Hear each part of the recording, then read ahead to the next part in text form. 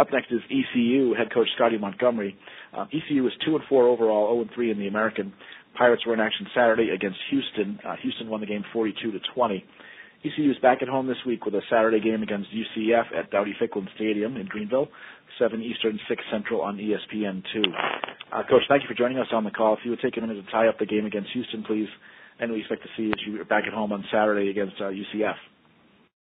Yeah, first of all, Houston is a great football team, really well coached defensively, offensively. I thought the quarterback position, he played extremely well at the quarterback position, ran the football effectively when you look at the whole total of it. But I thought our defense played as well against one of the top offenses in the country as we could have asked for. I really was pleased with some of the effort of our defense. Offensively, we didn't start well, which got us behind the 8 ball a little bit. Got a little bit of a boost in the last part of the game from our Holt Nailers and some of our younger players, and so we look to build off of that.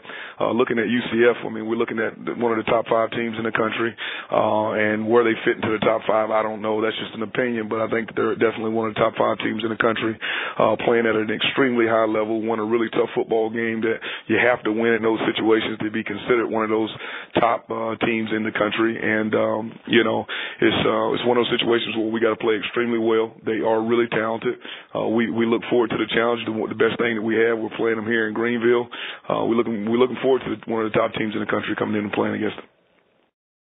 Take questions for Coach Montgomery, please. Star 1 on your telephone keypad will put you in the queue, and then the operator will introduce you. Our first question is from Sammy Batten with the Fayetteville Observer. Please go ahead.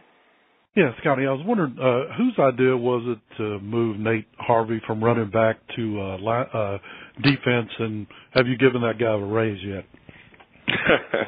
Well, I think that I will be putting some money in my own pocket.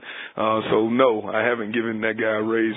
What we did was during the off season, it was a collective effort, pretty much between the offensive coach and the defensive coaches. We had a need at linebacker at one point in time, and we had more running backs, and it just worked out that we moved them from running back to linebacker. I think once he made it to the defensive side of the ball, I think our linebackers coach, David Blackwell, and myself were kind of forced into moving Nate because we had an issue at defensive end where we were going to lose a guy for a couple of games, and all of a sudden we didn't have any depth whatsoever at defensive end. Then we moved him, and then now the rest is history. He's a great football player. He's given us a boost. He's a star power player on defense, and they're in the right places. I mean, he's in the right place to be able to be a star player. Defensive end and the defensive interior, when you got a star player, they can change the game for you a little bit. Offensively, you need a star player in the offensive front, and that's what we're struggling with just a little bit right now. We're growing at that position, but we've got to continue to get better. But Nate, there's a lot of people collective, but most of it happened kind of by injuries and opportunities from other people not being on the field, and boy, he's made the best of it.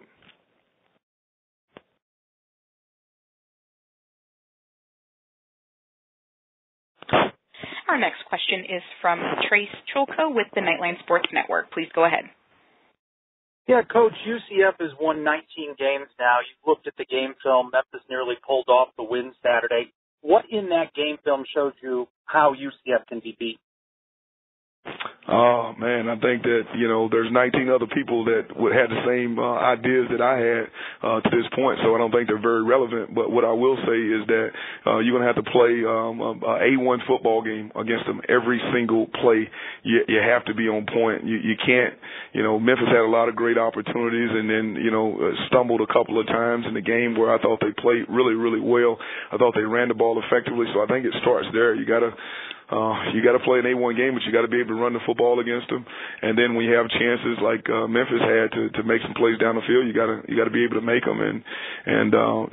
But like I said, there's been 19 people ahead of me and I've seen them before. So there's been a lot of people that think that UCF, maybe you can beat them here or there. You just got to go out and prove it. So any thoughts that you have until you get it done, I think they're irrelevant.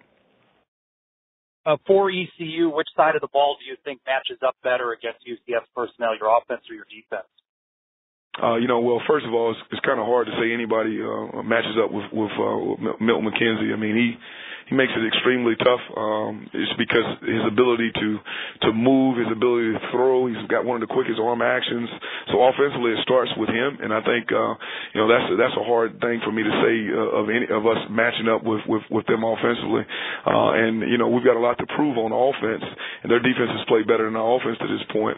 I think where we have a good opportunity if we go out and execute at a high level is our offensive passing game. I think that we can go out and execute, and I think that's more about the offense's execution versus the defense. I think with their offense it's the same way. I know they feel like if they go out and execute on offense, it's hard to stop offenses that execute. Defense is a little bit different. So I think if we can go out and we can execute in the passing game, we'll have a better chance of playing well against them. Thank you, Coach. Our next question is from Tom Shanahan with Raleigh News and Observer. Please go ahead. Hi, Coach. Can you share anything about how you plan to work your quarterbacks this week and in the game? Yeah, I'll mention that a little bit later today in a press conference, in our press conference. So I'll address that a little bit later today. Okay. No problem. Thanks, Coach. Yeah, no problem. And we have a follow-up question from Sammy Batten with the Fayetteville Observer. Okay. Yeah, Scottie, just back to Nate real quick. Was there a moment that you realized that this experiment with him on defense was going to be a success? And have you ever been around a player that has gone from offense to defense like that and has had such an immediate impact like he has? Day 3 in camp, when I was, just watching film, watching him bend at the defensive end position, watching our tackles really struggle with him. And then I watched our offense all of a sudden. I'm going back from offense to defense and special teams all day. And then I watched our offense start chipping him and start trying to add, help for him. So then I kind of knew that we were on the right track. If he could just learn everything he needed to learn, he was going to be a special player.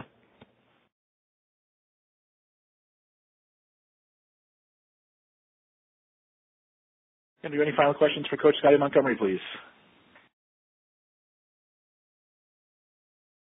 Well, Coach, thank you for your time this morning. We look forward to hearing from you once again next Monday.